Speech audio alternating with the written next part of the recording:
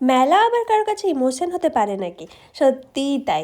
কারণ আমরা যারা বালিচকে থাকি, বালিচক উৎসব কিন্তু তাদের কাছে শুধুমাত্র একটা মেলাই না, এটা একটা ইমোশন বলতে পারো। আমি যখন ছোট ছিলাম না, তখন আমি পার ডে মেলা যেতাম, লিটারেলি পার ডে মেলা যেতাম।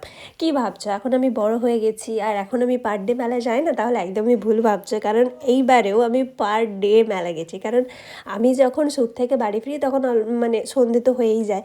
তো আমাকে বাবা আনতে যায়, আমি আর বাবা মিলে মেলায় একটা চক্কর মারি, তারপর বাড়ি আসি। সেদিন আমার বাবা শুধু আমায় একা আনতে যায়নি, আমাকে আমার বাবা আর দিদি মিলে আনতে গেছিলো। তো আমি বাবা দিদি মিলেই মেলা ঘুরেছি সেদিন। আর সেই দিনই মেন আমাদের যা কেনাকাটি ছিল মেলা থেকে আর কি টুকটাক, তো সেগুলো কিনেইছিলাম। একদিন আমার মেলা যেতে এতটাই লেট হয়ে যেত কি যে সব লোক বাড়ি চলে যেত, কিন্তু এবারের মেলাতে না এত ভিড় হতো পার ডে, মানে ভীষণ ভিড় হয়েছে। আর মেলার জিনিসপত্র দেখতে কার না ভালো লাগে বলো? অনেক দোকান ছিল আর অনেক কিছু ছিল আর কি মেলায় দেখার মতন, মানে নতুন জিনিস, নতুন পুরনো সব মিলিয়েই আর কি। তবে সব দিন মেলার লাস্ট পর্যন্ত তো আমি ছিলাম না, ওখানে যে প্রোগ্রামগুলো চলছিল, কিন্তু আমি প্রতিদিনই দেখেছি একটু একটু করে, সেগুলো মিলালে তো হয়ে যাবে অনেক বড় প্রোগ্রাম। যাই হোক, এবারে অনেক সুন্দর সুন্দর দোকান আছে। তার মধ্যে এই যে দোকানটা তোমাদের দেখাচ্ছি, এটা একটা মানে কী বলবো, দোকানটাতে তুমি ঢুকতে গেলে না তোমার হাতে মোটামুটি একটু টাইম নিয়েই যেতে হবে আর কি, দোকানটা এত